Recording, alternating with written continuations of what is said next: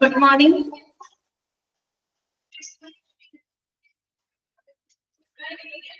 Okay, good morning. Good morning. Okay, good morning. Good morning, ma'am. Okay, good morning. ഇത് ശനിയാഴ്ച ആയതുകൊണ്ടാണ് തോന്നുന്നല്ലേ എല്ലാവരും കുറവാണ് എല്ലാ ക്ലാസ്സില് കുട്ടികൾക്കൊക്കെ മുടക്കല്ലേ? മുടക്കാണ്. അതാണ്. ഓക്കെ, മനസ്സിലായി.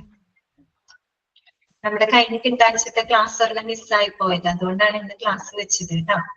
ഓക്കെ, അപ്പൊ നമുക്ക് തുടങ്ങാം. ഇന്നത്തെ ക്ലാസ് നമുക്ക് സ്റ്റാർട്ട് ചെയ്യാം. ആഴ്ച മൊത്തം എന്നെ കണ്ട് മടുത്തോ നിങ്ങൾക്ക്? ഇല്ല മിസ്, പോർഷൻസ് തീരണ്ടേ? അതെ അതെ, പോർഷൻസ് തീരട്ടെ.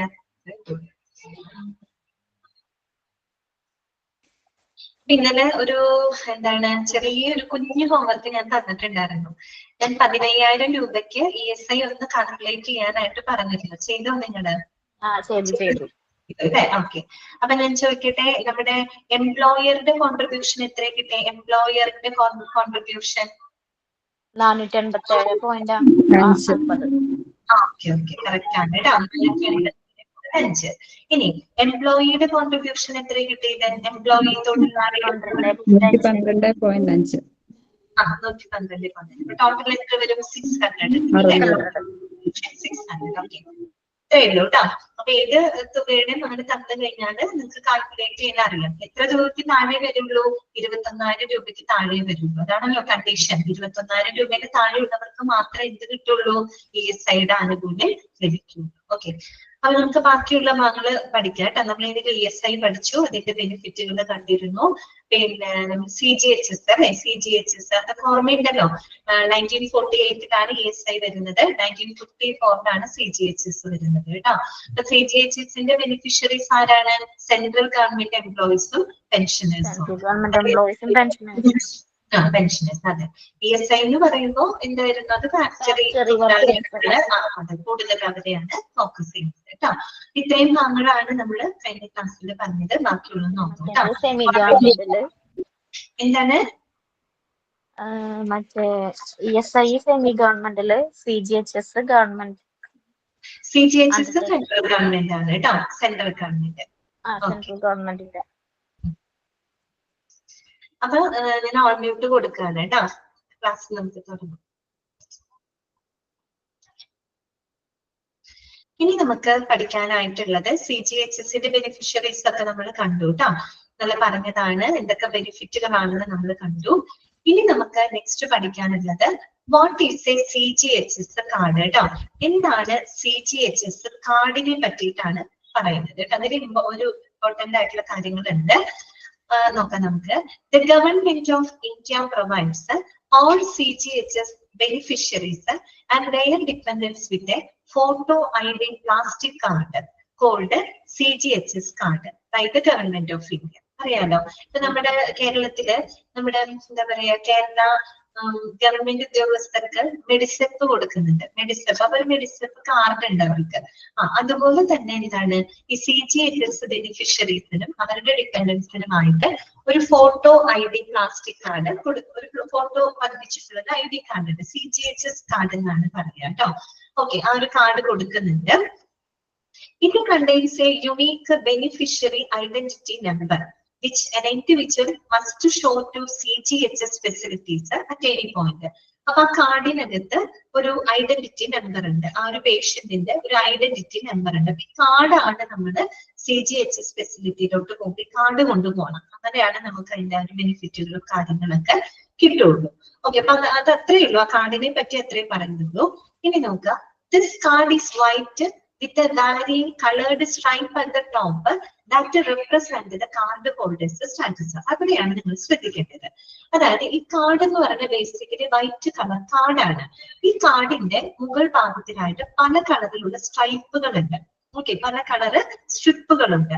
ആ സ്ട്രിപ്പിന്റെ കളർ എന്ന് പറയുന്നത് എന്തിനെയാണ് സൂചിപ്പിക്കുന്നത് അറിയാമോ? That represent the card holders status.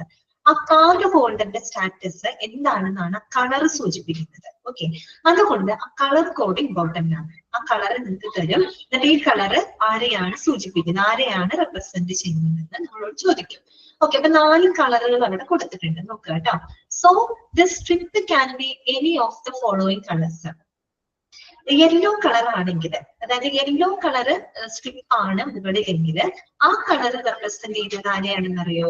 A journalist of an autonomous കമ്പനിയാണ്. A journalist of an autonomous company. നമ്മൾ ഇന്നലെ പറഞ്ഞല്ലോ, സ്വയംഭരണ അധികാരമുള്ള ഇൻസ്റ്റിറ്റ്യൂഷൻസ് ഉണ്ട്, യൂണിവേഴ്സിറ്റികളിലൊക്കെ വർക്ക് ചെയ്യുന്ന ആളുകളുണ്ട്. അവർക്കൊക്കെ CGHSന്റെ ബെനിഫിറ്റ് കിട്ടുന്നവരാണ്. അപ്പോ ഇവര് പറയുന്നത് ഇത് യൂണിവേഴ്സിറ്റി അല്ല, ജേർണലിസ്റ്റ് ആണ് കേട്ടോ. A journalist of an autonomous company, journalist ആണ് കേട്ടോ. അപ്പൊ യെല്ലോ കളർ സ്ട്രിപ്പ് ആരെയാണ് റെപ്രസെന്റ് ചെയ്യുന്നത്? ജേർണലിസ്റ്റിനെയാണ് കേട്ടോ. Okay, then blue colour, blue colour ആരെയാണ് റെപ്രസെന്റ് ചെയ്യുന്നത്? എ സർവിംഗ് ഗവൺമെന്റ് എംപ്ലോയി ആണ് കേട്ടോ. അതായത് ഓൾറെഡി ഇപ്പൊ സർവീസിൽ ഇരിക്കുന്ന സെൻട്രൽ ഗവൺമെന്റ് സെർവന്റിനെയാണ് ബ്ലൂ കളർ റെപ്രസെന്റ് ചെയ്യുന്നത്. റെഡ് കളർ വന്നിട്ട് എന്താണ്? മെമ്പർ ഓഫ് ദ പാർലമെന്റ് ആണ് കേട്ടോ. MP ഉണ്ടല്ലോ, പാർലമെന്റ് അംഗത്തിനെയാണ് റെഡ് കളർ സ്ട്രൈപ്പ് റെപ്രസെന്റ് ചെയ്യുന്നത്. ഗ്രീൻ കളർ റെപ്രസെന്റ് ചെയ്യുന്നത് ആരൊക്കെയാണ് നോക്കിയേ? പെൻഷനർ, പെൻഷനർ ആയിട്ടുള്ള ആളുകള്. അതുപോലെ XMP, അതായത് XMP എന്ന് വെച്ചാൽ പാർലമെന്റ് അംഗത്വം കഴിഞ്ഞിട്ടുള്ള ആൾക്കാർ XMP. അതുപോലെ റിട്ടയേർഡ് പേഴ്സണല്, റിട്ടയർ ചെയ്തിട്ടുള്ള വ്യക്തികള്. അതുപോലെ ഫ്രീഡം ഫൈറ്റർ കേട്ടോ, സ്വാതന്ത്ര്യ സമര സേനാനികൾ. അപ്പൊ ഓർത്ത് വെക്കാൻ നിങ്ങള് യെല്ലോ കളർ ആരെയാണ് റെപ്രസെന്റ് ചെയ്യുന്നത്? ജേർണലിസ്റ്റിനെ. ഓക്കെ, ബ്ലൂ കളർ റെപ്രസെന്റ് ചെയ്യുന്നത് ആരെയാണ്?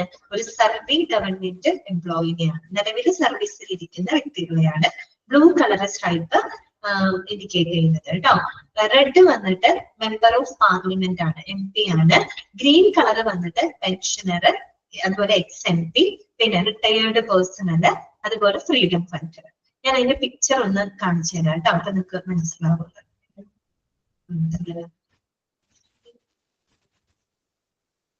കാണുന്നുണ്ടോ? പിക്ചർ കാണുന്നുണ്ടോ?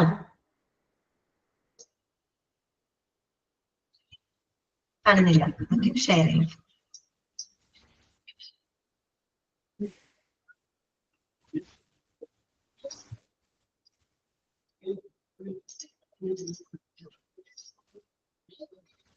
കണ്ടോ? പിക്ചർ കണ്ടോ?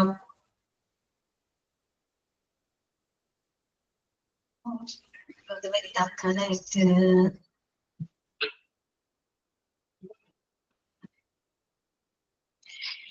ജസ്റ്റ് ഐഡിയ ഉണ്ടാക്കാനാണ് കേട്ടോ. ഇതിപ്പോ CGHS കാർഡിന്റെ ഒരു ഇതാണ് കാണിച്ചത്, കണ്ടോ? ഇത് ബേസിക്കലി ഇതിന്റെ കളറ് വൈറ്റ് കളറാണ്. സ്ട്രൈപ്പിന്റെ കളർ ഉണ്ടോ? ഇത് ബ്ലൂ കളറാണ്. ഇപ്പൊ ബ്ലൂ കളർ റെപ്രസെന്റ് ചെയ്യുന്നത് നമ്മൾ പറഞ്ഞു സർവിംഗ് ഗവൺമെന്റ് എംപ്ലോയി ആണ്. റെഡ് കളർ സ്ട്രൈപ്പ് ആണെങ്കിൽ അത് റെപ്രസെന്റ് ചെയ്യുന്നത് മെമ്പർ ഓഫ് പാർലമെന്റ് ആണ്. യെല്ലോ കളർ സ്ട്രൈപ്പ് റെപ്രസെന്റ് ചെയ്യുന്നത് ജേർണലിസ്റ്റിനെയാണ്. ഗ്രീൻ കളർ റെപ്രസെന്റ് ചെയ്യുന്നത് ആരൊക്കെയാണ്? അതിന്റെ XMP ആവാം, റിട്ടയേർഡ് പേഴ്സണൽ ആവാം, പെൻഷനർ ആവാം, ഫ്രീഡം ഫൈറ്റർ ആവാം. ഓക്കെ, അപ്പൊ ഈ കാർഡിന്റെ സ്ട്രൈപ്പ് നോക്കിയാൽ നമുക്ക് അറിയാൻ പറ്റും ആ വ്യക്തി ആരാണെന്നുള്ളത്. ക്ലിയർ ആയല്ലോ? കാർഡ് ഒന്ന് നോക്കി വെച്ചോട്ടോ.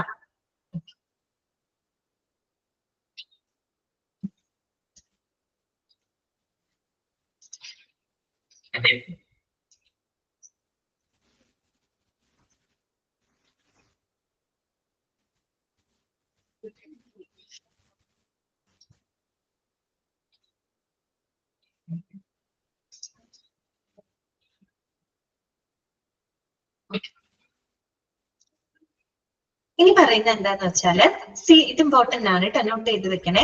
CGHS cards have a validity until a beneficiary's retirement date. ഇനി ഈ CGHS കാർഡിന്റെ വാലിഡിറ്റി എന്ന് വരെയാണെന്ന് അറിയാമോ?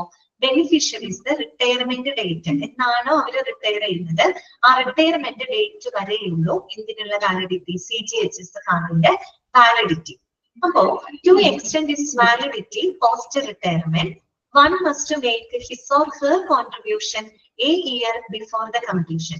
അപ്പോ റിട്ടയർമെന്റിന് ശേഷം നമുക്ക് ആ കാർഡിന്റെ വാലിഡിറ്റി എക്സ്റ്റെൻഡ് ചെയ്ത് കിട്ടണമെങ്കിൽ എന്ത് ചെയ്യണമെന്ന് അറിയാമോ? ആ റിട്ടയർമെന്റ് ഡേറ്റിന് 1 വർഷം മുമ്പായിട്ട് തന്നെ അതിന്റെ പേപ്പർ വർക്കും കാര്യങ്ങളൊക്കെ കംപ്ലീറ്റ് ചെയ്തിരിക്കും. അല്ലാണ്ട് ഒരിക്കലും റിട്ടയർമെന്റിനോട് അടുക്കുന്ന സമയത്തല്ല അത് ചെയ്യുന്നത്. റിട്ടയർമെന്റ് ഡേറ്റ് എന്താണോ അതിന് കൃത്യം 1 വർഷം മുമ്പ് തന്നെ ആ ഒരു എക്സ്റ്റൻഷൻ, ആ ഒരു കാർഡിന്റെ വാലിഡിറ്റി എക്സ്റ്റെൻഡ് ചെയ്യാനുള്ള പേപ്പർ വർക്കും കാര്യങ്ങളൊക്കെ എന്ത് ചെയ്തിരിക്കണം, കംപ്ലീറ്റ് ചെയ്തിരിക്കണം. ഓക്കെ, അത്രയേ ഉള്ളൂ കേട്ടോ. അപ്പൊ CGHS കാർഡ് എന്താണെന്ന് മനസ്സിലാക്കി വെക്കാം. അത് CGHS ബെനിഫിഷ്യറീസിനായിട്ട് ഗവൺമെന്റ് ഓഫ് ഇന്ത്യ പ്രൊവൈഡ് ചെയ്യുന്ന ഒരു കാർഡാണ്. ഓക്കെ, കാർഡിനകത്ത് ഒരു യുണീക്ക് ആയിട്ടുള്ള ഐഡന്റിറ്റി നമ്പർ ഉണ്ട്. ഈ കാർഡ് വേണം നമ്മൾ കൊണ്ടുപോകണം. ഓക്കെ, CGHS ഫെസിലിറ്റിയിലേക്ക് പോയി കാർഡ് അവിടെ കാണിക്കണം. എങ്കിൽ മാത്രമേ നമുക്ക് അതിന്റെ ആനുകൂല്യങ്ങൾ ലഭിക്കുള്ളൂ. പിന്നെ ഈ കാർഡ് എന്ന് പറഞ്ഞാൽ ബേസിക്കലി ഒരു വൈറ്റ് കളർ കാർഡാണ്.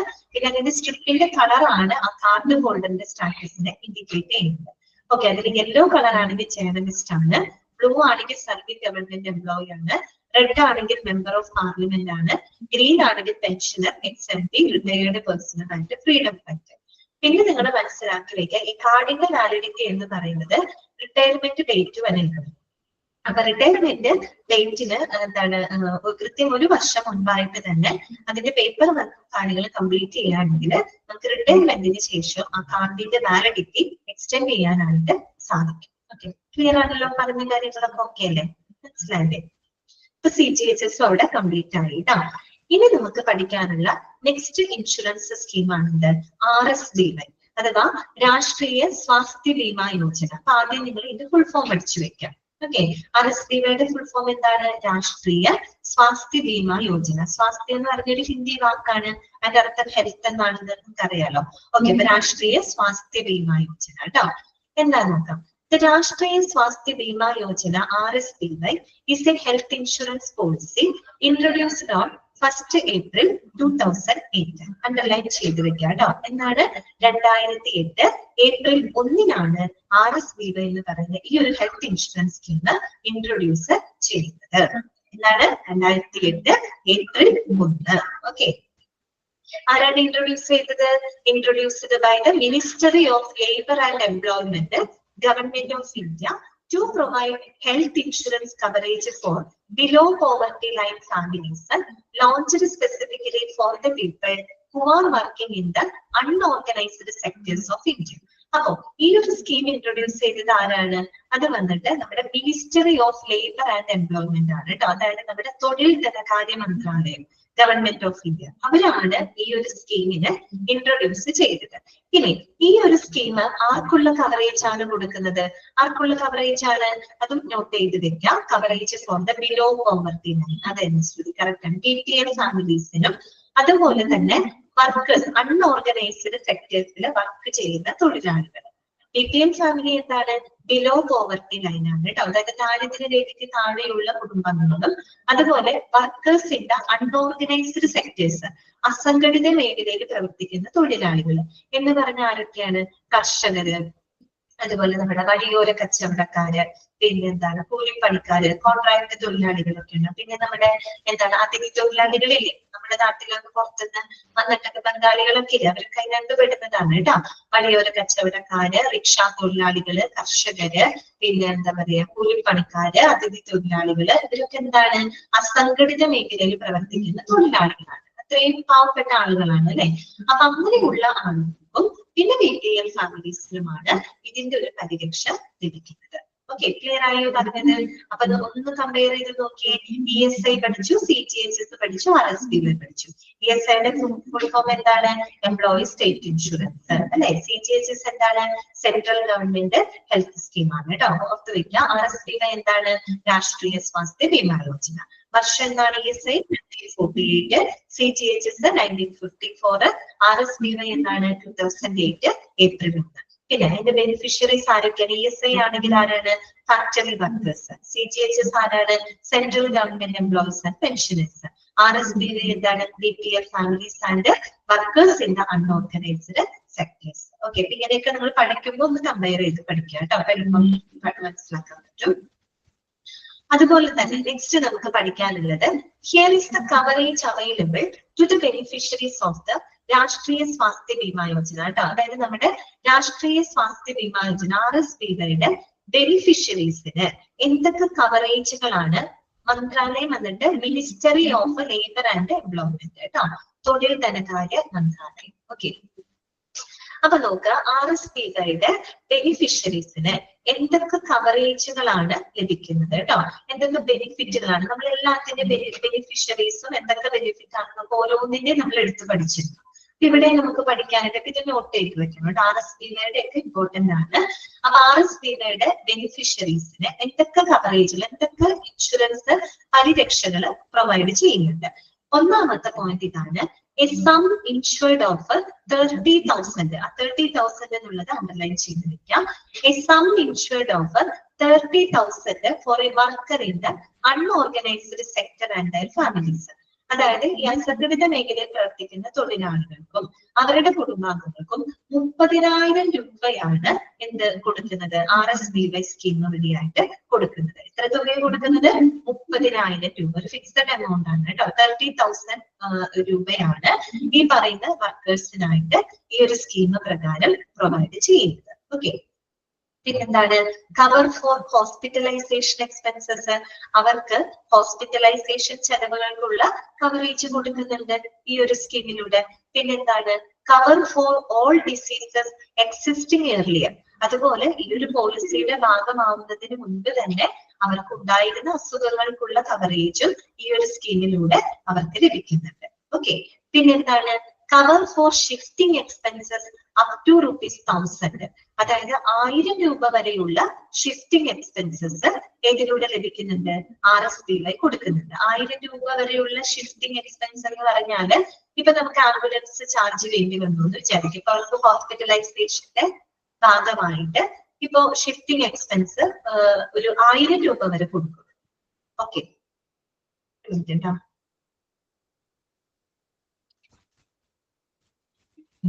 1000 രൂപ വരെ കൊടുക്കുള്ളൂ കേട്ടോ. ഇപ്പൊ അവർക്ക് ഒരു ആംബുലൻസിൽ പോണ്ടി വന്നു, ഹോസ്പിറ്റലിൽ പോകേണ്ട ഒരു കേസ് വന്നെങ്കിൽ 1000 രൂപ വരെ അവർക്ക് കിട്ടും. പക്ഷെ 1000 രൂപയ്ക്ക് മുകളിൽ ആംബുലൻസ് ട്രാവൽ ചെയ്തിട്ടുണ്ടെങ്കിൽ കിട്ടില്ല. 1000 രൂപ വരെ കിട്ടും. ബാക്കി വരുന്ന എക്സ്ട്രാ ദൂരത്തിന് ഇവർ കയ്യിൽ നിന്ന് പൈസ എടുത്ത് കൊടുക്കേണ്ടതായിട്ട് വരും കേട്ടോ.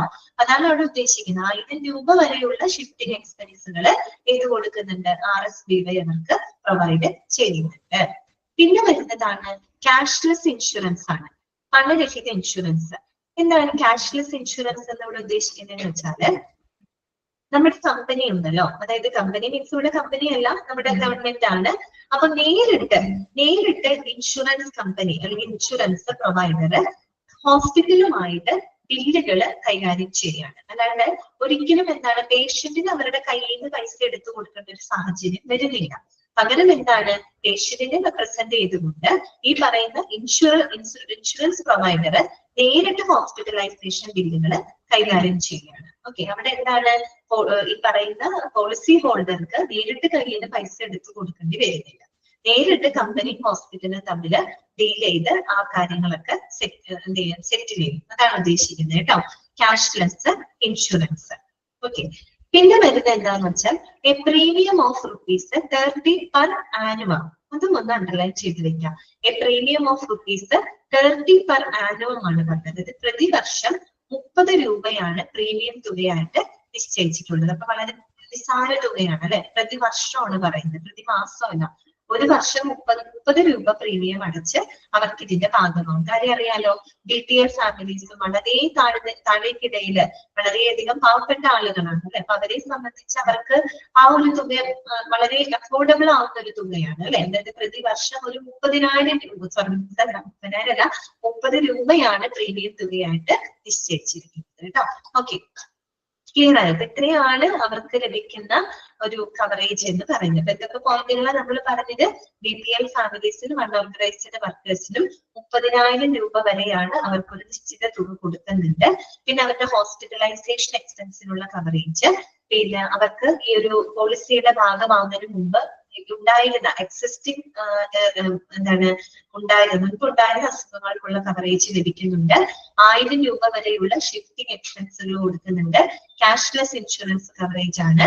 അതുപോലെ ഒരു പ്രതിവർഷം 30 രൂപ പ്രീമിയം തുകയായിട്ട് നിശ്ചയിച്ചിരിക്കുന്നത്. ഏറ്റവും അഫോർഡബിൾ ആവുന്ന ഒരു തുകയാണ് അല്ലെ, സാധാരണക്കാർക്ക് ഇതിന്റെ ഭാഗമാവാനായിട്ട് സാധിക്കും. ഇത്രയുമാണ് RSPകളുടെ എന്താ പറയാ ബെനിഫിറ്റുകളായിട്ട് പറയുന്നത്. ഇത്രയേ ഉള്ളൂ. അതിനകത്ത് അത്രയും പഠിക്കണം. അപ്പൊ നമ്മൾ 3 സ്കീമുകൾ പഠിച്ചു കഴിഞ്ഞു കേട്ടോ. ESI പഠിച്ചു, CGHS പഠിച്ചു, RSPY പഠിച്ചു. ഇനി നമുക്ക് അടുത്ത നോക്കാനുള്ളത് examples for the private health insurance plans. അത് ജസ്റ്റ് ഒന്ന് വായിച്ചു വെച്ചാൽ മതി നിങ്ങൾ. അതായത് പ്രൈവറ്റ് ഹെൽത്ത് ഇൻഷുറൻസ് പ്ലാനുകളുടെ പേരുകളും എക്സാമ്പിൾ ആണ് അവിടെ കൊടുത്തിരിക്കുന്നത് കേട്ടോ. സ്റ്റാർ ഫാമിലി ഹെൽത്ത്, അവരുടെ ഒപ്റ്റിമ എന്ന് പറഞ്ഞിട്ടൊരു പ്ലാൻ, ഒപ്റ്റിമ പ്ലാൻ. അതുപോലെ ടാറ്റ AIGയുടെ മെഡി കെയർ പ്ലാൻ, റിലയൻസിന്റെ ക്രിട്ടിക്കൽ ഇൽനെസ് ഇൻഷുറൻസ്, മണിപ്പാൽ സിഗ്നയുടെ പ്രോ ഹെൽത്ത് ഇൻഷുറൻസ്, ബജാജ് അലയൻസിന്റെ ഹെൽത്ത് കാർഡ്, പിന്നെ ഭാരതി എയ്ഡ്സയുടെ സ്മാർട്ട് സൂപ്പർ ഹെൽത്ത് പ്ലാൻ.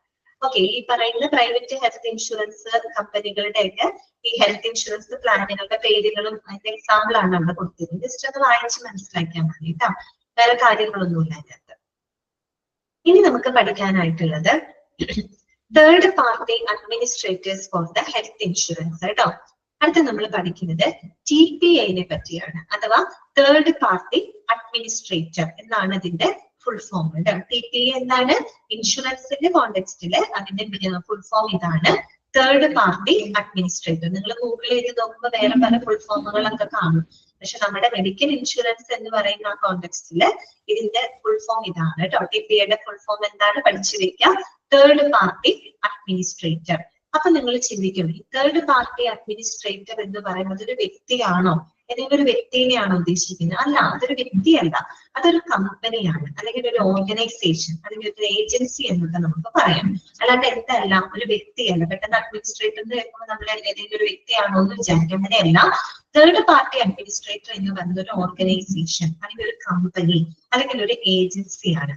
അപ്പോ എന്താണ് ഇവരുടെ റോൾ എന്ന് അറിയാമോ? തേർഡ് പാർട്ടി അഡ്മിനിസ്ട്രേറ്റർ എന്ന് പറഞ്ഞാല് ഒരു ഇൻഷുറൻസ് കമ്പനീനെ റെപ്രസെന്റ് ചെയ്തുകൊണ്ട്, അതായത് ഒരു ഇൻഷുറൻസ് കമ്പനീനെ പ്രതിനിധീകരിച്ചുകൊണ്ട് ആരോഗ്യ ഇൻഷുറൻസ് ക്ലെയിമുകള് കൈകാര്യം ചെയ്യുകയും നിയന്ത്രിക്കുകയും ചെയ്യുന്ന ഒരു ഏജൻസിയാണ് എന്തെന്ന് പറയുന്നത് തേർഡ് പാർട്ടി അഡ്മിനിസ്ട്രേറ്റർ. അതായത് തേർഡ് പാർട്ടി അഡ്മിനിസ്ട്രേറ്റർ എന്ന് പറഞ്ഞാല് ഒരു ഇൻഷുറൻസ് കമ്പനിയുടെ റെപ്രസെന്റ് ചെയ്തുകൊണ്ട് ഈ പറയുന്ന ഹെൽത്ത് ഇൻഷുറൻസ് പ്രവർത്തനം, ഹെൽത്ത് ഇൻഷുറൻസ് കാര്യങ്ങളൊക്കെ കൈകാര്യം ചെയ്യുകയും കൺട്രോൾ ചെയ്യുകയും ചെയ്യുന്ന ഒരു ഏജൻസി, അല്ലെങ്കിൽ ഒരു ഓർഗനൈസേഷൻ, അതും അല്ലെങ്കിൽ ഒരു കമ്പനി. അതിനെയാണ് നമ്മൾ എന്ത് പറയുന്നത്? തേർഡ് പാർട്ടി അഡ്മിനിസ്ട്രേറ്റർ എന്ന് പറയുന്നത്. ശരിക്കും പറഞ്ഞാല് ഇവരൊരു ഇന്റർമീഡിയറ്റ് ആണ്. ഈ തേർഡ് പാർട്ടി അഡ്മിനിസ്ട്രേറ്റർ എന്ന് പറയുന്നത് ഒരു ലിങ്ക് ആണ്, ഒരു കണക്ടിംഗ് ബ്രിഡ്ജ്, ഒരു ഇന്റർമീഡിയറ്റ് ആണ്. ആർക്കിടയിലുള്ള ഇന്റർമീഡിയറ്റ് ആണ്? ഒരു ഇൻഷുറൻസ് കമ്പനിക്കും ഒരു ഹോസ്പിറ്റലിനും ഒരു പേഷ്യന്റിനും. ഇവർക്ക് മൂന്ന് പേർക്കും ഇടയിൽ പ്രവർത്തിക്കുന്ന ഒരു ഇന്റർമീഡിയറ്റ് ആണ് ആര്? Third party administrator. മനസ്സിലായോ? ഇൻഷുറൻസ് കമ്പനീനെ റെപ്രസെന്റ് ചെയ്തുകൊണ്ട് ഹോസ്പിറ്റലിന് വേണ്ടിയിട്ടും പേഷ്യൻസിന് വേണ്ടിയിട്ടും, അപ്പൊ അവർക്ക് മൂന്ന് പേർക്കും ഇടയിൽ ഒരു ബ്രിഡ്ജ് ആയ ഒരു കണക്ഷൻ വന്നില്ലേ? അവർക്കിടയിൽ ഒരു ഇന്റർമീഡിയറ്റ് ആയിട്ട് പ്രവർത്തിക്കുന്ന ഒരു ഏജൻസിയാണിത് തേർഡ് പാർട്ടി അഡ്മിനിസ്ട്രേറ്റർ. അത്രയും നിങ്ങൾ മനസ്സിലാക്കിയാൽ മതി. ഓക്കെ, അപ്പൊ നമുക്ക് വായിക്കാം. TPA or third party administrator is a company or agency or organization that holds a license from the Insurance Regulatory Development Authority to process claims in addition to providing cashless facilities as an outsourcing entity of a health insurance company. എന്താണ് പറയുന്നത്? ഈ പറഞ്ഞ കാര്യമാണ്. Third party administrator എന്ന് പറഞ്ഞ ഒരു കമ്പനിയാണ്, അല്ലെങ്കിൽ ഒരു ഏജൻസി, ഒരു ഓർഗനൈസേഷൻ ആണ്. ഇവർക്ക് എന്തിന്റെ ലൈസൻസ്, ആരുടെ ലൈസൻസ് ഇവർക്ക് ലഭിച്ചിട്ടുണ്ട്? IRDAയുടെ ലൈസൻസ്ഡ് ആയിട്ടുള്ള ഒരു ഏജൻസിയാണ്. IRDA എന്താണെന്നറിയാലോ? Insurance regulatory development authority of India. നമ്മുടെ ഇന്ത്യയിലെ മെഡിക്കൽ ഇൻഷുറൻസ് ഇൻഡസ്ട്രീനെ റെഗുലേറ്റ് ചെയ്യുന്ന സ്റ്റാറ്റ്യൂട്ടറി ബോഡിയാണെന്ന് അറിയാം നമുക്ക്. അവരുടെ ലൈസൻസ്ഡ് ആയിട്ടുള്ള ഒരു ഏജൻസിയാണ് TPA എന്ന് പറയുന്നത്. അവരെന്തൊക്കെയാ ചെയ്യുന്നത്? To process the claims in addition to providing cashless facilities. അതായത് ക്യാഷ്ലെസ് ഫെസിലിറ്റീസ് അവർ പ്രൊവൈഡ് ചെയ്യുന്നുണ്ട്. നേരത്തെ പറഞ്ഞല്ലോ, ക്യാഷ്ലെസ് ഫെസിലിറ്റി എന്ന് പറയുമ്പോൾ പേഷ്യന്റിന് അവരുടെ കയ്യിൽ നിന്ന് പൈസ എടുക്കണ്ട, പകരം കമ്പനി നേരിട്ട് ഹോസ്പിറ്റലുമായിട്ട് ഡീൽ ചെയ്ത് ബില്ലുകളും മറ്റുമൊക്കെ സെറ്റിൽ ചെയ്യാണ്. അപ്പൊ അത്തരത്തിലുള്ള ക്യാഷ്ലെസ് ഫെസിലിറ്റികൾ പ്രൊവൈഡ് ചെയ്യുകയും ചെയ്യുന്ന ഒരു ഏജൻസിയാണ് അവര്. അതുകൂടാണ്ട് selection of high quality hospitals for the insurance companies. നമ്മുടെ ഇൻഷുറൻസ് കമ്പനികൾക്കായിട്ട് നല്ല ഹൈ ക്വാളിറ്റി ഉള്ള ഹോസ്പിറ്റലുകൾ സെലക്ട് ചെയ്യുന്നതും ആര് തന്നെയാണ്? Third party administrators. നമ്മൾ ഇന്നലെ എംപാനൽഡ് ഹോസ്പിറ്റൽസിനെ പറ്റി പറഞ്ഞില്ലേ? അതായത് ഇൻഷുറൻസ് അപ്രൂവൽ ചെയ്യുന്ന, അല്ലെങ്കിൽ ആ ഇൻഷുറൻസ് കിട്ടാൻ സാധ്യതയുള്ള ലഭിക്കുന്ന, ലഭ്യമാക്കുന്ന ചില ലിസ്റ്റ് ഓഫ് ഹോസ്പിറ്റൽസ് ഉണ്ട്. അതിനകത്ത് ഗവൺമെന്റ് ഹോസ്പിറ്റൽ മാത്രമല്ല പ്രൈവറ്റ് ഹോസ്പിറ്റൽ ഉണ്ടാവുന്നത്. അങ്ങനെ ഇൻഷുറൻസ് കമ്പനിക്ക് വേണ്ടിയിട്ട് ഏറ്റവും നല്ല ഹൈ ക്വാളിറ്റി ഉള്ള ഹോസ്പിറ്റലുകളെ സെലക്ട് ചെയ്യുന്നതും ആര് തന്നെയാണ്? Third party administrator. പറഞ്ഞ കാര്യങ്ങളൊക്കെ മനസ്സിലായല്ലോ നിങ്ങൾക്ക്? തേർഡ് പാർട്ടി അഡ്മിനിസ്ട്രേറ്ററിന്റെ ഫുൾ ഫോം പഠിക്കാം. അതൊരു എന്താ പറയാ, ഇൻഷുറൻസ് കമ്പനിയെ റെപ്രസെന്റ് ചെയ്തുകൊണ്ട് പ്രവർത്തിക്കുന്ന ഒരു ഏജൻസിയാണ്. അവര് പിന്നെന്താ പറയാ, ഈ പറയുന്ന കമ്പനിക്ക് വേണ്ടിയിട്ട് ഏറ്റവും ഹൈ ക്വാളിറ്റി ഹോസ്പിറ്റലുകളെ സെലക്ട് ചെയ്യുന്നതും തേർഡ് പാർട്ടി അഡ്മിനിസ്ട്രേറ്റർ ആണ്. ക്ലിയർ? അടുത്ത എന്താണ്? TPA's function is an intermediary between the insurance provider and the insurer. Insurance provider എന്ന് പറഞ്ഞാൽ ആരാണ്? കമ്പനിയാണ് അല്ലെ? ഇൻഷുറൻസ് കമ്പനിക്കും ഇൻഷുർഡ് എന്ന് പറഞ്ഞാൽ ആരാണ്? Policy holder. പിന്നെ ഒരാൾ കൂടിയുണ്ട്, ഹോസ്പിറ്റൽ. ഇവിടെ പറഞ്ഞിട്ടില്ല, പക്ഷെ നിങ്ങളത് മനസ്സിലാക്കി വെക്കുക കേട്ടോ. തേർഡ് പാർട്ടി അഡ്മിനിസ്ട്രേറ്റർ എന്ന് പറഞ്ഞ ഇൻഷുറൻസ് കമ്പനിക്കും പോളിസി ഹോൾഡറിനും ഹോസ്പിറ്റലിനും, അതായത് ഹെൽത്ത് കെയർ പ്രൊവൈഡർ ആണല്ലോ ഹോസ്പിറ്റൽ, ഇവർക്ക് 3 പേർക്കിടയിൽ ഒരു കണക്റ്റിംഗ് ലിങ്ക് ആയിട്ട് പ്രവർത്തിക്കുന്ന ആളാണ് തേർഡ് പാർട്ടി അഡ്മിനിസ്ട്രേറ്റേഴ്സ്. അപ്പൊ നോക്കൂ, the stakeholders involved are as follows. Stakeholder എന്ന് പറഞ്ഞ പാർട്ട്നേഴ്സ് എന്നാണ് അർത്ഥം കേട്ടോ. പാർട്ട്നേഴ്സ് ആരൊക്കെയാണ് ഇതിന്റെ പാർട്ട്നേഴ്സ്? ഇൻഷുറൻസ് കമ്പനി എന്നാണ് കേട്ടോ. ഇവിടെ വെറും ഇൻഷുറൻസ് എന്ന് മാത്രമേ കൊടുത്തിട്ടുള്ളൂ, നിങ്ങൾ അവിടെ എഴുതി ചേർക്കാം കേട്ടോ. ഇൻഷുറൻസ് കമ്പനി, എന്താണ്? Health care provider, that means hospital, policy holder, policy എടുത്തിട്ടുള്ള ആള്, പേഷ്യന്റ്. ഇവർക്ക് ഇവര് 3 പേരുമാണ് എന്ത് ഇതിന്റെ പാർട്ട്നേഴ്സ് എന്ന് പറയുന്നത്. ഇവർക്കിടയിൽ ഒരു കണക്റ്റിംഗ് ലിങ്ക് ആയിട്ട് പ്രവർത്തിക്കുന്ന ആളുകളാണ്, ആളല്ല ഏജൻസിയാണ് TPA എന്ന് പറയുന്നത് കേട്ടോ. അടുത്തത് നമുക്ക് പഠിക്കാനുള്ളത് who all are there in a TPA and what do they do. ഇനി ഈ TPA എന്ന് പറയുന്ന ഒരു കമ്പനി അല്ലെങ്കിൽ ഒരു ഓർഗനൈസേഷൻ, അതിലെ അംഗങ്ങൾ ആരൊക്കെയാണ്? ഇനി എന്തൊക്കെയാണ് അവരുടെ ഫങ്ഷൻസ്, എന്തൊക്കെ കാര്യങ്ങളാണ് അവരവിടെ ചെയ്യുന്നത് കേട്ടോ. TPA പറ്റിയിട്ട് ഡീറ്റെയിൽ ആയിട്ട് മനസ്സിലാക്കാൻ പോകുന്നുണ്ട്. അപ്പൊ നോക്കാം, ഒന്നാമത്തെ പോയിന്റ് നോക്കാം. ഇതൊക്കെ ഇമ്പോർട്ടന്റ് ആണ് കേട്ടോ. According to the regulations of IRDA, TPA should have maintained their own in-house medical doctor, അതായത് registered with the medical council of India, then hospital managers, legal experts, insurance consultants, information technology professionals and management consultants. അപ്പൊ നമ്മൾ പറഞ്ഞല്ലോ TPA എന്ന് പറഞ്ഞ ഒരു കമ്പനിയാണ്, ഏജൻസിയാണെന്ന് പറഞ്ഞു. ആരൊക്കെയാണ് അതിൽ അംഗങ്ങൾ എന്ന് പറയുന്നത്? അംഗങ്ങൾ ആരൊക്കെയാണെന്ന്, ഒരു മെഡിക്കൽ ഡോക്ടർ അതിനകത്തുണ്ടായിരുന്നു കേട്ടോ. ഒരു മെഡിക്കൽ ഡോക്ടർ എന്ന് പറഞ്ഞാൽ registered with the medical council of India registered ആയിട്ടുള്ള ഒരു മെഡിക്കൽ ഡോക്ടർ അതിനംഗമായിരിക്കും. അതുപോലെ ഹോസ്പിറ്റൽ മാനേജേഴ്സ് ഉണ്ടായിരിക്കും, വിവിധ ഹോസ്പിറ്റലുകളിലെ മാനേജർമാര്, ലീഗൽ എക്സ്പേർട്സുകൾ ഉണ്ടായിരിക്കും, പിന്നെ ഇൻഷുറൻസ് കൺസൾട്ടൻസ് ഉണ്ടായിരിക്കും. ഇൻഷുറൻസ് സംബന്ധമായിട്ടുള്ള കാര്യങ്ങളൊക്കെ കൺട്രോൾ ചെയ്യുന്ന ഇൻഷുറൻസ് കൺസൾട്ടൻസ്, പിന്നെ IT പ്രൊഫഷണൽസ് ഉണ്ടായിരിക്കും, പിന്നെ മാനേജ്മെന്റ് കൺസൾട്ടൻസ് ഉണ്ടായിരിക്കും. അതായത് ഹോസ്പിറ്റലിന്റെ മാനേജ്മെന്റ് കൺസൾട്ടൻസും ഇതിൽ അംഗങ്ങളായിരിക്കും. ഇത്രയും പേരടങ്ങുന്നതാണ് എന്ത്, ഒരു TPA എന്ന് പറയുന്നത്. അപ്പൊ ഒരു വ്യക്തിയല്ല, ഒരുപാട് ആളുകളുണ്ട്. ആരൊക്കെയാണ്?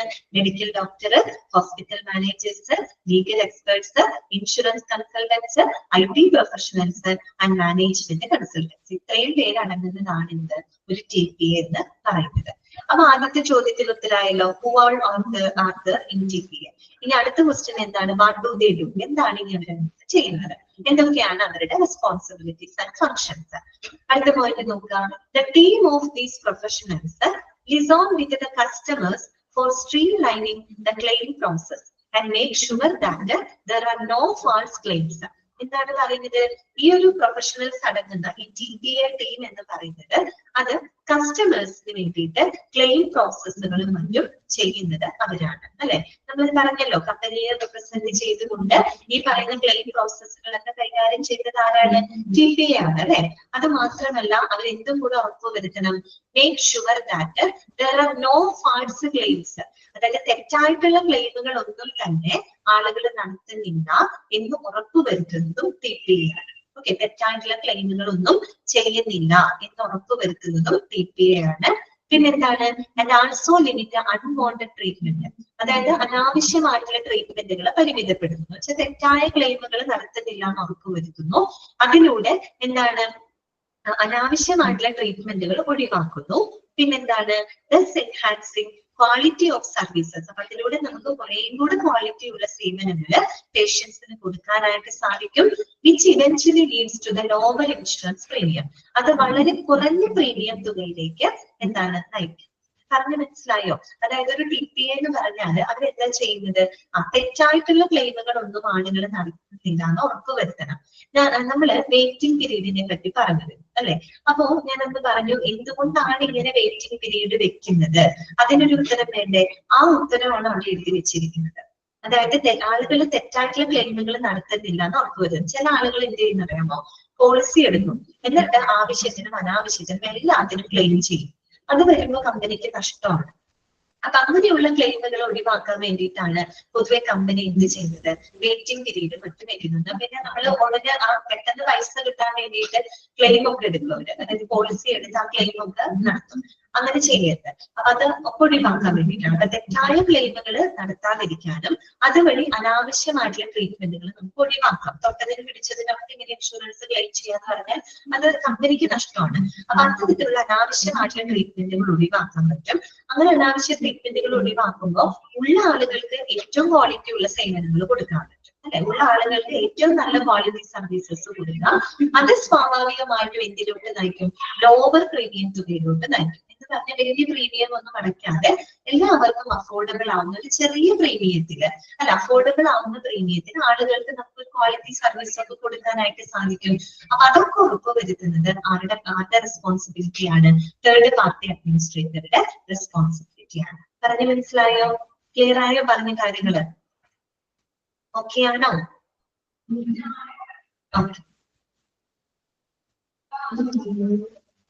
പിന്നെന്താണ് പറയുന്നത്? TPAs accept the fees from the insurance provider, which is a percentage of the premium and is normally 5.5% of the premium amount. 5.5% അതൊന്ന് അണ്ടർലൈൻ ചെയ്ത് വെക്കാം കേട്ടോ. അതായത് നമുക്കറിയാം TPA എന്ന് പറയുന്ന കമ്പനീനെ റെപ്രസെന്റ് ചെയ്തുകൊണ്ട് പ്രവർത്തിക്കുന്ന ആൾക്കാരാണ്. അപ്പൊ അവർക്ക് വരുമാനം വേണം അല്ലെ? അവർക്ക് എങ്ങനെയാണ് ആ വരുമാനം ലഭിക്കുന്നത്? അവർക്ക് എങ്ങനെയാണ് അവരുടെ ഫീസ് കിട്ടുന്നത്? From the insurance provider. കമ്പനിയാണ് അവർക്ക് ഫീസ് കൊടുക്കുന്നത്. കമ്പനീനെ റെപ്രസെന്റ് ചെയ്തുകൊണ്ട് പ്രവർത്തിക്കുന്ന ആൾക്കാരാണ്.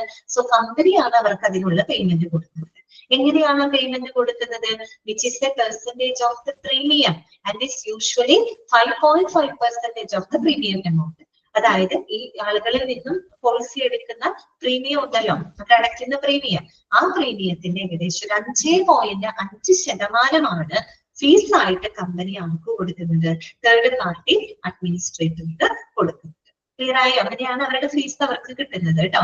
അതായത് ഇവരുടെ പോകുന്ന പോളിസികളുടെ പ്രീമിയം കിട്ടുന്നുണ്ട്. അപ്പൊ ഓരോ പ്ലാനിനനുസരിച്ചിട്ടുള്ള അവർക്ക് ലഭിക്കുന്ന പ്രീമിയത്തിന്റെ 5.5% അത്രയുമാണ് ഒരു ഫീസ് ആയിട്ട് കമ്പനി ആർക്ക് പ്രൊവൈഡ് ചെയ്യുന്നത്? തേർഡ് പാർട്ടി അഡ്മിനിസ്ട്രേറ്റർക്ക് പ്രൊവൈഡ് ചെയ്യുന്നത്. ക്ലിയർ? അത്രയേ ഉള്ളൂ കേട്ടോ. ഇനി നമുക്ക് പഠിക്കാനുള്ളത് what is the role of TPA in health insurance. ഇനി ഒരു ഹെൽത്ത് ഇൻഷുറൻസില് TPAയുടെ റോൾ എന്താണ്? റോൾ എന്താണ്? ഇപ്പൊ പഠിച്ച അതേ പോയിന്റുകൾ തന്നെയാണ് ഇവിടെ പറയുന്നത് കേട്ടോ. ഇപ്പൊ പഠിച്ച കാര്യങ്ങളില്ലേ, അതൊക്കെ തന്നെ പോയിന്റ് ആയിട്ട് ഇവിടെ എഴുതിയേക്കുന്നു മാത്രം. അപ്പൊ നിങ്ങൾ പോയിന്റുകൾ മാത്രം പഠിച്ചു വെക്കുക കേട്ടോ. വേറൊന്നും അഡീഷണൽ പറയുന്നില്ല അവിടെ. The role of TPA in health insurance can be understood by the following points. ഒന്നാമത്തെ എന്താണ്? Connection between insurance company and policy holder. നമ്മൾ നേരത്തെ പറഞ്ഞില്ലേ, വേണമെങ്കിൽ നമുക്ക് പേഷ്യന്റ് കൂടെ അവിടെ എഴുതാം കേട്ടോ. ഓക്കെ, അപ്പൊ എന്താണ് connection between insurance company and policy holder? Insurance കമ്പനിക്കും പോളിസി ഹോൾഡർ, മീൻസ് പേഷ്യന്റ് തന്നെയാണ് കേട്ടോ, പോളിസി ഹോൾഡർക്കും ഇടയിൽ ഒരു കണക്ഷൻ ഉണ്ടാക്കുന്നു. ഓക്കെ, എന്താണ് ഇവിടെ പറയുന്നത്?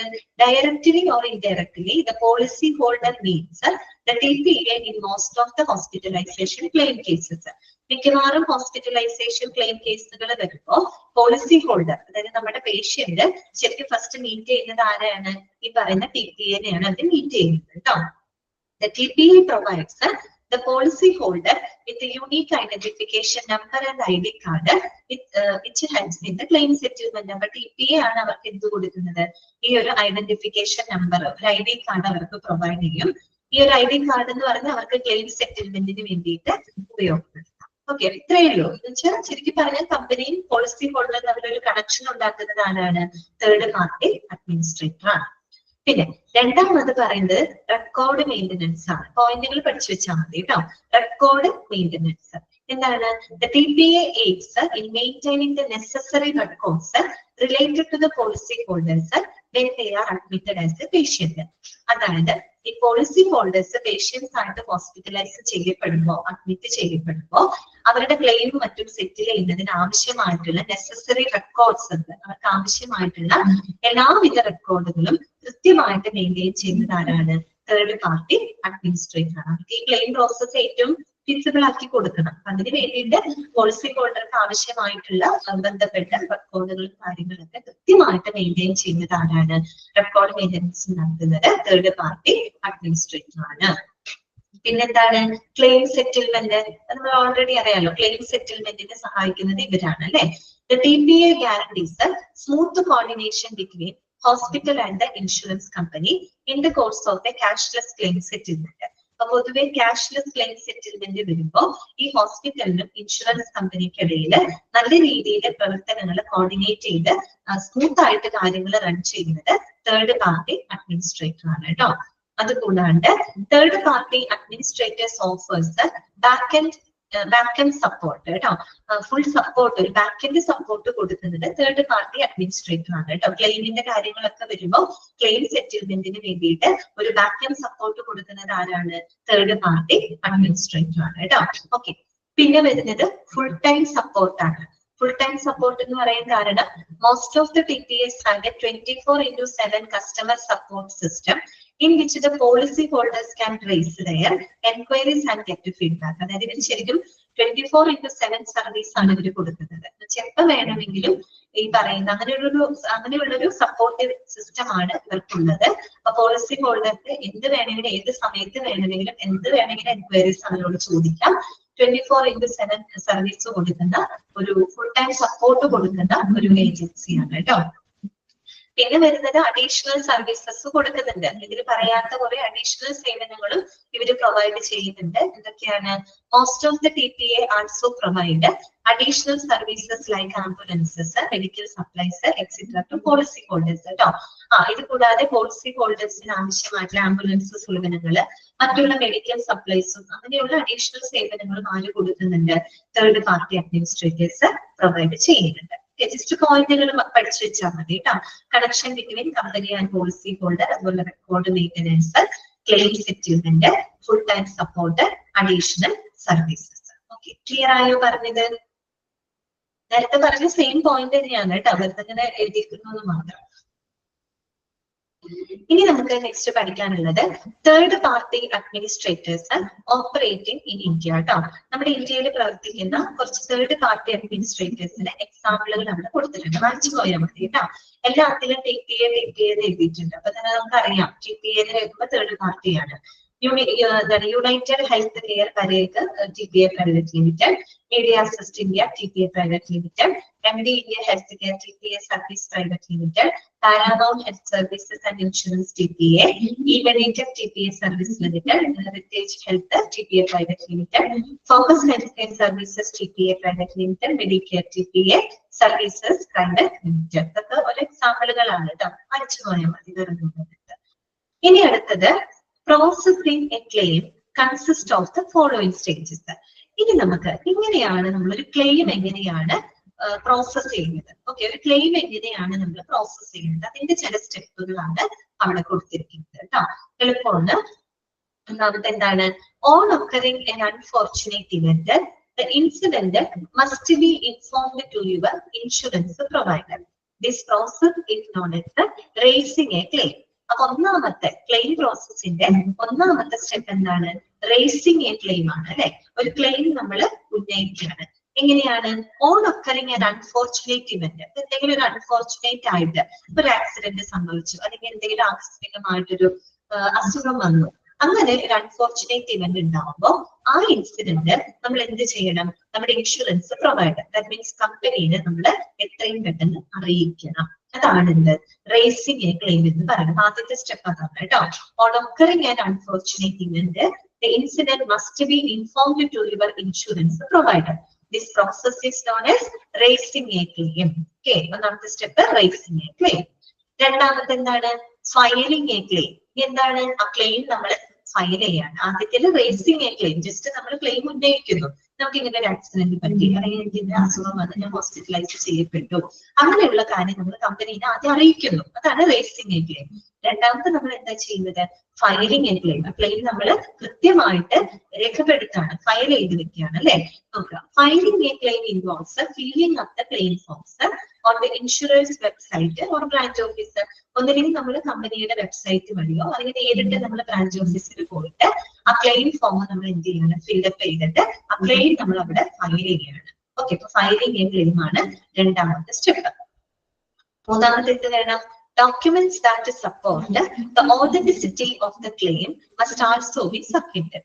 അതായത് ആ ഒരു ക്ലെയിമിന്റെ ഓതന്റിസിറ്റി, അതിന്റെ ജെന്യുവിനിറ്റി, അതിന്റെ ആധികാരികത ഉറപ്പാക്കുന്ന സപ്പോർട്ടീവ് ഡോക്യുമെന്റ്സുകളും അതിനോടൊപ്പം എന്ത് ചെയ്യണം?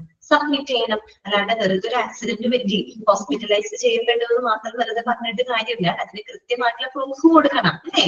ആ ഒരു ഓതന്റിസിറ്റി എന്ത് ചെയ്യണം? ഉറപ്പുവരുത്തണം. അപ്പൊ അതിന് വേണ്ടിയിട്ട് ആ ക്ലെയിമിന്റെ ഓതന്റിസിറ്റി, ആധികാരികത, അതിന്റെ ജെന്യുവിനിറ്റി ഉറപ്പുവരുത്തുന്നതിനായിട്ടുള്ള ഡോക്യുമെന്റ്സുകളും അതോടൊപ്പം തന്നെ സബ്മിറ്റ് ചെയ്യണം അല്ലെ. അതായത് നമ്മൾ ഹോസ്പിറ്റലിൽ നിന്നുള്ള ഒരു അപ്രൂവലോ കാര്യങ്ങളോ ആണ് ഉദ്ദേശിക്കുന്നത്. ഓക്കെ, കൃത്യമായിട്ടുള്ള പ്രൂഫാണ് ഉദ്ദേശിക്കുന്നത്. ആ ഒരു ഡോക്യുമെന്റ്സും കൂടെ നമ്മൾ അതിനോടൊപ്പം എന്ത് ചെയ്യണം? അതിന്റെ ബോണ്ടാണ്. ഓക്കെ, ശ്രീകൃഷ്ണ പറഞ്ഞ ബോണ്ട്, അത് നമ്മൾ അതിനോടൊപ്പം എന്ത് ചെയ്യണം?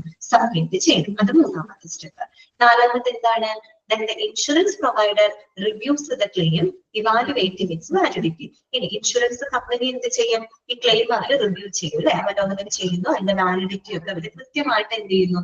ഇവാലുവേറ്റ് ചെയ്യുന്നു. അടുത്ത സ്റ്റെപ്പിൽ എന്താണ്? If it fulfils the terms and conditions stated in your policy, the insurer approves the claim. ഇനി അത് ഇവാലുവേറ്റ് ചെയ്ത് അവര് എല്ലാം റിവ്യൂ ചെയ്തിട്ട് ആ പോളിസി പ്രകാരമുള്ള ടേംസ് ആൻഡ് കണ്ടീഷൻസ് എല്ലാം സാറ്റിസ്ഫൈഡ് ആണെങ്കിൽ അവരെന്ത് ചെയ്യും? അപ്രൂവ് ചെയ്യും. ഇൻഷുറൻസ് കമ്പനി അത് ആ ക്ലെയിം എന്ത് ചെയ്യും? അപ്രൂവ് ചെയ്യും അല്ലെ, അനുവദിക്കും. ക്ലെയിം അപ്രൂവ് ചെയ്തതിന് പിന്നെ അടുത്ത സ്റ്റെപ്പ് എന്താണ്? നഷ്ടപരിഹാരം കൊടുക്കുക എന്നുള്ളതാണ് അല്ലെ. പോളിസി തുക അവർക്ക് കൊടുക്കുക എന്നുള്ളതാണ്. അതാണ് നെക്സ്റ്റ് സ്റ്റെപ്പ്. വൺസ് അപ്രൂവ് ചെയ്ത് കഴിഞ്ഞാൽ insurance company will pay the benefits stated in your policy document. നിങ്ങളുടെ പോളിസി ഡോക്യുമെന്റ് പ്രകാരം എന്തൊക്കെ ബെനിഫിറ്റുകൾ ഉണ്ടോ അത് നിങ്ങൾക്ക് കമ്പനി എന്ത് ചെയ്യും? പേ ചെയ്യും. ഓക്കെ, ഒരു കാര്യം പറയാണ്. Four life insurance claims your beneficiary receives the pay out. ഒരു ലൈഫ് ഇൻഷുറൻസ് ക്ലെയിം ആണ് എടുത്തേക്കുന്നതെന്ന് വിചാരിക്കാം. ലൈഫിന് തന്നെ ഇൻഷുറൻസ് ഉള്ള ക്ലെയിം, ലൈഫ് ഇൻഷുറൻസ് ക്ലെയിം ആണെങ്കിൽ ബെനിഫിഷ്യറിക്ക് എന്ത് കിട്ടും? ഒരു നിശ്ചിത തുക അവർക്ക് ലഭിക്കും. പേ ഔട്ട് എന്നാണ് ഇതിന് പറയാം. അപ്പൊ എന്താണ് പേ ഔട്ട് എന്നുള്ളതിന് ഒരു ഡെഫിനിഷൻ അവിടെ കൊടുത്തിട്ടുണ്ട്. അതൊന്ന് അണ്ടർലൈൻ ചെയ്ത് വെക്കുക കേട്ടോ. What is mean by pay out? Pay out എന്ന് പറഞ്ഞാൽ എന്താണ്? It means a sum of money given to a policy holder when a claim is accepted. അതായത് ഒരു കമ്പനി ക്ലെയിം ആക്സെപ്റ്റ് ചെയ്ത് കഴിഞ്ഞാൽ പോളിസി ഹോൾഡർക്ക് കൊടുക്കുന്ന ആ ഒരു സം ഓഫ് മണി, ഒരു നിശ്ചിത തുകയുണ്ടല്ലോ, അതിനെയാണ് നമ്മൾ എന്ത് പറയുന്നത്? പേ ഔട്ട് എന്ന് പറയുന്നത് കേട്ടോ. അത് വേണമെങ്കിൽ നിങ്ങളോട് ചോദിക്കാം. Dash means sum of money given to a policy holder. എന്താണ്? അപ്പൊ പോളിസി ഹോൾഡർക്ക് ആ ക്ലെയിം സ്വീകരിച്ച പോളിസി ഹോൾഡർക്ക് കൊടുക്കുന്ന ആ ഒരു നിശ്ചിത തുകയെ നമ്മൾ എന്ത് പറയുന്നു? പേ ഔട്ട് എന്നാണ് പറയുന്നത് കേട്ടോ. ഓക്കെ, അത്രയേ ഉള്ളൂ. മനസ്സിലായല്ലോ? ഇനി എന്താണ്? The insurer might be ready to provide an upfront lump sum amount, or it might stagger the payout as a regular payment depending on the terms of your policy. അതായത് നമ്മളിപ്പോ പേ ഔട്ട് ചെയ്യുമല്ലോ, പൈസ അവർക്ക് കൊടുക്കും. അത് രണ്ട് options ഉണ്ട്. രണ്ട് രീതിയിൽ കമ്പനിക്ക് ആ പേ ഔട്ട് കൊടുക്കാം. ഏതൊക്കെ രീതി? ഒന്നുമില്ലെങ്കിൽ ഒരു ലംസം എമൗണ്ട് ആയിട്ട് കൊടുക്കും. പക്ഷെ ലംസം എന്ന് പറഞ്ഞാൽ എന്താണ്? ഒറ്റ തവണയായിട്ട്, ഇൻസ്റ്റാൾമെന്റ് ഒന്നുമില്ല, റെഗുലർ അല്ല, ഒറ്റ തവണയായിട്ട് ആ നിശ്ചിത തുക ഒറ്റ തവണയായിട്ട് തന്നെ അവർക്ക് കൊടുക്കാം. ലംസം എമൗണ്ട് ആയിട്ട് അവർക്ക് കൊടുക്കാം, പോളിസി ഹോൾഡർക്ക് കൊടുക്കാം. അതൊരു ഓപ്ഷൻ. അല്ലാന്നുണ്ടെങ്കിൽ റെഗുലർ പേയ്മെന്റ് ആയിട്ട് കൊടുക്കാം. നമ്മൾ ഇൻസ്റ്റാൾമെന്റ് പോലെ കൊടുക്കില്ലേ, അങ്ങനെ നമുക്കൊരു നിശ്ചിത തുക വീതം, ഇപ്പൊ മാസം ആണെങ്കിൽ അങ്ങനെ, അല്ലെങ്കിൽ വർഷമാണെങ്കിൽ വർഷം, അങ്ങനെ ഒരു നിശ്ചിത തുക വീതം റെഗുലർ പേയ്മെന്റ് ആയിട്ട് കൊടുക്കാം. രണ്ട് രീതിയിൽ കമ്പനിക്ക് എന്ത് ചെയ്യാം? പേ ഔട്ട് ചെയ്യാം. ഒന്നില്ലെങ്കിൽ ഒരു ലംസം എമൗണ്ട് ആയിട്ട് ഒറ്റ തവണയായിട്ട് ഒറ്റ അടവിൽ തന്നെ ഫുൾ എമൗണ്ട് ആയിട്ട് അവർക്ക് കൊടുക്കാം, അല്ലെങ്കിൽ അതൊരു റെഗുലർ പേയ്മെന്റ് ആയിട്ട് കൊടുക്കാം. അതാണ് അവിടെ പറയുന്നത് കേട്ടോ. അത് എന്തിനനുസരിച്ചിരിക്കും? ആ പോളിസിയുടെ കണ്ടീഷൻ അനുസരിച്ചിരിക്കും. അപ്പൊ ആ പോളിസിയിൽ പറഞ്ഞിട്ടുണ്ട് നിങ്ങൾക്ക് ക്ലെയിം ആക്സെപ്റ്റ് ചെയ്യുകയാണെങ്കിൽ ലംസം എമൗണ്ട് ആയിട്ട് നിങ്ങൾക്ക് എമൗണ്ട് കിട്ടുമെന്നാണ് പോളിസിയിലെ ടേംസ് ആൻഡ് കണ്ടീഷൻസ് എഴുതിയിരിക്കുന്നത് വെച്ചാൽ ആ രീതിയിൽ കൊടുക്കും. ഇനി അതല്ല, പോളിസി പ്രകാരം ചിലപ്പോൾ പോളിസിയിൽ എഴുതി വെച്ചിരിക്കുന്ന റെഗുലർ പേയ്മെന്റ് ആയിട്ട് എമൗണ്ട് കിട്ടുള്ളൂ എന്നാണ് എഴുതിയിരിക്കുന്നതെങ്കിൽ ആ രീതിയിലായിരിക്കും പേയ്മെന്റ്. ഓക്കെ, അതാണ് അവിടെ എഴുതിയിരിക്കുന്നത് കേട്ടോ. Insurer might be ready to provide an upfront lump sum amount or it may standard the pay out as a regular payment. ഈ റെഗുലർ പേയ്മെന്റ് ആയിട്ട് കൊടുക്കാം, അല്ലെങ്കിൽ ലംപ് സം എമൗണ്ട് ആയിട്ട് കൊടുക്കാം. അത് എന്തിനെ ഡിപ്പെൻഡ് ചെയ്തിരിക്കും? That depending on the terms of your policy. അത് നിങ്ങളുടെ പോളിസിയുടെ ടേംസ് ആൻഡ് കണ്ടീഷൻ എങ്ങനെയാണോ എഴുതിയിരിക്കുന്നത് അതിനനുസരിച്ചിട്ടാണ് പേയ്മെന്റ് കൊടുക്കുന്നത്. കാര്യങ്ങൾ മനസ്സിലായോ? ഇത്രയുമാണ് പ്രോസസ്സ് വരുന്നത്. ഫസ്റ്റ് എന്താണ്? Rising A claim, 2 filing A claim, മൂന്നാമത്തത് നമ്മൾ അതിന്റെ ഓതന്റിസിറ്റിക്ക് ആയിട്ടുള്ള ഡോക്യുമെന്റ്സ് സബ്മിറ്റ് ചെയ്യുന്നു, കമ്പനി അത് റിവ്യൂ ചെയ്യുന്നു, അതിന്റെ വാലിഡിറ്റി ഇവാലുവേറ്റ് ചെയ്യുന്നു, എല്ലാ പോളിസി പ്രകാരമുള്ള എല്ലാ ടേംസ് ആൻഡ് കണ്ടീഷൻസ് സാറ്റിസ്ഫൈഡ് ആണെങ്കിൽ കമ്പനി ആ ക്ലെയിം അപ്രൂവ് ചെയ്യുന്നു. അപ്രൂവ് ചെയ്ത് കഴിഞ്ഞാൽ പിന്നെ നമുക്ക് പേ ഔട്ട് ചെയ്യും അല്ലെ. പേ ഔട്ട് എന്താണെന്ന് അറിയാലോ? പേ ഔട്ട് 2 രീതിയിൽ കൊടുക്കാം. ഒന്നുകിൽ ലംപ് എമൗണ്ട് ആയിട്ട് കൊടുക്കാം, അല്ലെങ്കിൽ റെഗുലർ പേയ്മെന്റ്സ് ആയിട്ട് പ്രൊവൈഡ് ചെയ്യാം. ഓക്കെ, ഇനി നോക്കുക. The time insurers take to confirm and pay the insured sum differ on a case to case basis. അപ്പൊ ഈ ഒരു കമ്പനി ഈ ഒരു ഇവർക്ക് കൊടുക്കാനുള്ള തുകയുണ്ടല്ലോ, പേയ്മെന്റ്, അത് കൺഫേം ചെയ്യുന്നതും അത് എന്തിനനുസരിച്ചിരിക്കും? അതൊരു കേസിനനുസരിച്ച് വ്യത്യാസപ്പെട്ടിരിക്കും. അതായത് ആ പേയ്മെന്റ് കൊടുക്കുന്ന ആ ടൈം ഉണ്ടല്ലോ, ഡ്യൂറേഷൻ, എത്ര സമയത്തിനുള്ളിൽ പേയ്മെന്റ് കൊടുക്കുന്നു എന്നത് ഓരോ കേസിനനുസരിച്ചും വ്യത്യാസപ്പെട്ടിരിക്കും. കാര്യം എന്താണ്? Claim settlement takes only A few days if documents are in order. ഇവര് സബ്മിറ്റ് ചെയ്യുന്ന എല്ലാ ഡോക്യുമെന്റ്സും കറക്റ്റ് ഓർഡറിലാണെങ്കിൽ, കറക്റ്റ് എല്ലാ ഡോക്യുമെന്റ്സും സബ്മിറ്റ് ചെയ്തിട്ടുണ്ടെങ്കിൽ വളരെ കുറച്ച് ദിവസങ്ങൾ കൊണ്ട് തന്നെ നമുക്ക് ആ ക്ലെയിം സെറ്റിൽ ചെയ്യാനായിട്ട് പറ്റും അല്ലെ. വേറെ പ്രശ്നങ്ങളൊന്നും ഉണ്ടാവില്ല. So to make sure that claims are dispersed without delay in case of necessity, you must look into the insurer's trustworthiness and customer service record before buying insurance. അപ്പൊ അതുകൊണ്ട് നമ്മൾ ഈ എന്തെങ്കിലും ഒരു അത്യാവശ്യ സമയത്ത് നമുക്ക് അധികം സമയം വൈകാതെ ഈ ക്ലെയിം സെറ്റിൽമെന്റ് ഒക്കെ എത്രയും പെട്ടെന്ന് നടക്കണമെങ്കിൽ എസ് എ പോളിസി ഹോൾഡർ എന്നുള്ള രീതിയിൽ നമ്മൾ ശ്രദ്ധിക്കേണ്ട കാര്യം എന്താണ്?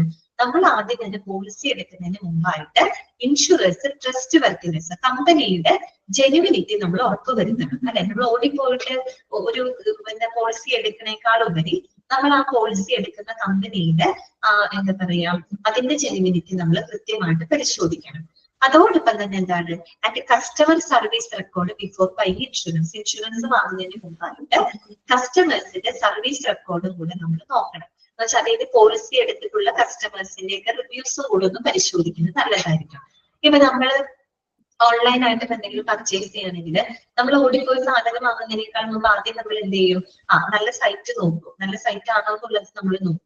പിന്നെ എന്ത് നോക്കും? അതിലെ കസ്റ്റമേഴ്സിന്റെ റിവ്യൂസും മറ്റും നോക്കും. അതൊക്കെ നോക്കിയിട്ടല്ലേ നമ്മൾ അതിൽ ഒരു പ്രോഡക്റ്റ് പർച്ചേസ് ചെയ്യാം. അല്ലാണ്ട് നമ്മുടെ എസ് എ ഒരു കസ്റ്റമർ എന്നുള്ള രീതിയിൽ നമ്മൾ ചെയ്യേണ്ട കാര്യങ്ങളാണ് അല്ലെ. എന്നതുപോലെ തന്നെയാണ് ഒരു ക്ലെയിം എടുക്കുന്ന കാര്യം.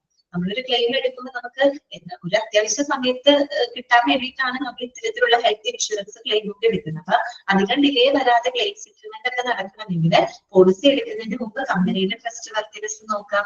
അവിടെ നിന്ന് പോളിസി എടുത്തിട്ടുള്ള കസ്റ്റമേഴ്സിന്റെ ഒക്കെ റിവ്യൂസ് ഒക്കെ ഒന്ന് നോക്കാം. അത് നമ്മൾ ചെയ്യേണ്ട കാര്യമാണ് കേട്ടോ. ജസ്റ്റ് അറിഞ്ഞിരിക്കാൻ വേണ്ടി പറഞ്ഞു മാത്രം. പിന്നെ എന്താണ് മറ്റൊരു കാര്യം ശ്രദ്ധിക്കേണ്ടത്? Nevertheless, it is necessary that you must reveal all details about your health and lifestyle habits to your insurer when you buy an insurance. The insurer can reject the claims on your policy if you conceal or mistake any factor.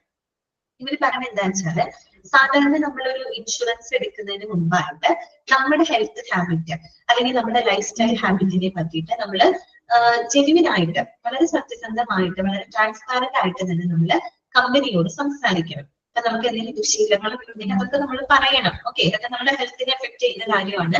നമ്മുടെ health habit എന്താണ്, നമ്മുടെ life style habit, നമ്മൾ പുകവലിക്കാറുണ്ടോ, മദ്യപിക്കാറുണ്ടോ, അങ്ങനെയൊക്കെ എന്തെങ്കിലും ഉണ്ടെങ്കിൽ അതൊക്കെ നമ്മൾ transparent ആയിട്ട്, മീൻസ് ഓപ്പൺ ആയിട്ട് തന്നെ നമ്മൾ കമ്പനിയുടെ അടുത്ത് പറയണം ഇൻഷുറൻസ് എടുക്കുന്നതിന് മുമ്പായിട്ട്. എന്തുകൊണ്ട് അങ്ങനെ പറയണേന്ന് വെച്ച് കഴിഞ്ഞാല്, insurer can reject the claims on your policy if you conceal or mistake any fact. ഇപ്പൊ നമ്മൾ എന്തെങ്കിലും വസ്തുതകൾ മറച്ചു വെച്ചിട്ടോ അല്ലെങ്കിൽ സത്യസന്ധമല്ലാത്ത രീതിയിലാണ് നമ്മൾ കാര്യങ്ങൾ പറഞ്ഞിട്ടാണ് എടുക്കുന്നതെങ്കിൽ കമ്പനിക്ക് അത് വേണമെങ്കിൽ, ആ ക്ലെയിം വേണമെങ്കിൽ റിജക്ട് ചെയ്യാനുള്ള അധികാരമുണ്ട്.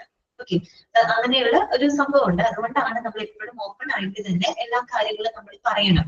എന്തെങ്കിലും ഒളിച്ചോ മറച്ചോ വെച്ചുകൊണ്ടാണ് നമ്മൾ പോളിസി എടുത്ത് പിന്നെ അതിനെ തുടർന്ന് എന്തെങ്കിലും വന്നു കഴിഞ്ഞാൽ അതിന്റെ പേരിൽ ക്ലെയിം ഉന്നയിച്ച് ചിലപ്പോൾ കമ്പനി അത് റിജക്ട് ചെയ്യും. അപ്പൊ അങ്ങനെ റിജക്ഷൻ വരാതിരിക്കാനായിട്ട് സത്യസന്ധമായിട്ട് തന്നെ ഓപ്പൺ ആയിട്ട് തന്നെ കാര്യങ്ങൾ അവരോട് സംസാരിക്കാം. ഓക്കെ, ഇതൊക്കെ നമ്മൾ എസ് എ പോളിസി ഹോൾഡർ എന്നുള്ള രീതിയിൽ നമ്മൾ ശ്രദ്ധിക്കേണ്ട കാര്യങ്ങളാണ്.